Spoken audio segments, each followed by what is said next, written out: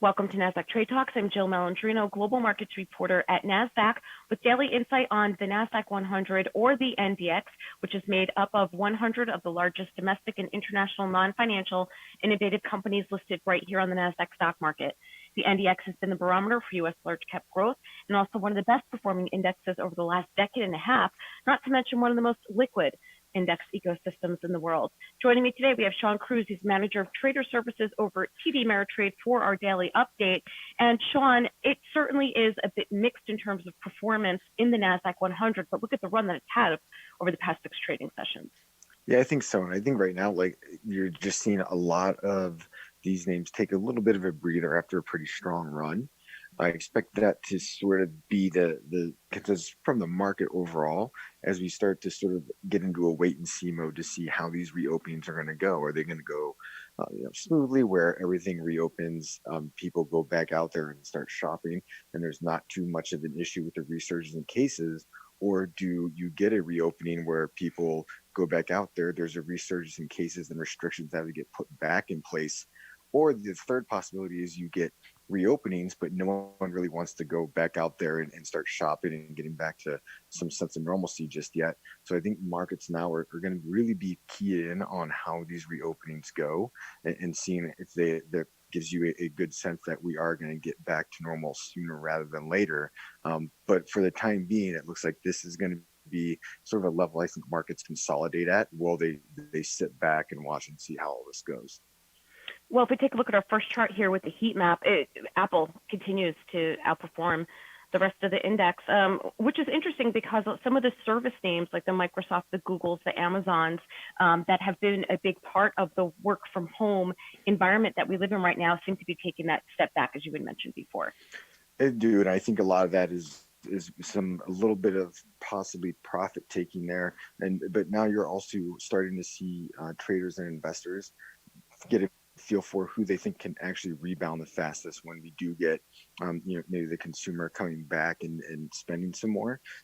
Some analysts have come out and put out some pretty positive notes on Apple as a company that really is starting to figure things out. They've also mentioned their services business unit as well, but Apple definitely one of the beneficiaries today. But it's not surprising to see some of these names that have just had incredible strength with the entire work from home movement taking a little bit of a breather here.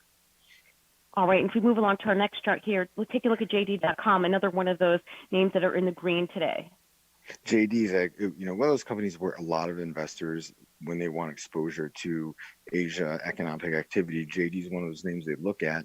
JD's come out lately and made some announcements that they are going to be looking into getting into the cloud computing space, which would be a pretty significant move for them and would sort of put them up against the Alibaba, who's sort of a leader in that space. But it's an interesting move from JD. And if you're someone who wants exposure to the Asia economic activity, getting into the cloud space over there, I think it is certainly one thing that investors are going to like to see, because as we have seen here domestically, the cloud computing space has been a major growth area for some of these companies. If you want one name to look at that really made strides in that direction the past couple of years, look at Microsoft.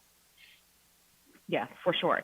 Now let's take a look at our last chart here, Tesla, which has had quite a couple weeks of headlines in the news. It's not like you need much market volatility to get movement out of that stock. No, it doesn't. And I think one thing to focus on is with the plant reopenings lately for Tesla. That's been a big thing investors look at, because that's one area they struggled in terms of productions and deliveries, is their ability to meet some of these pretty lofty delivery targets. Production has been a key. So I think that's one thing that investors and traders are focusing in on. And they're going to see how this reopening goes, and if they're able to get people coming into work, and if they're able to do it without issues, that will be a very key item to watch. But if you look at what the options market is pricing in, some pretty serious range you're seeing here for the rest of the year, and that this sort of lets you know that this can break either way, and that would certainly play into the theme we've seen from Tesla, where when they do break out of these ranges and make moves, the magnitude's pretty big in either direction. All right, Shawn, great to have you always with us on Trade Talks. Thanks a lot. All right, and thanks for joining me. I'm Jill Malandrino, global markets reporter at Nasdaq.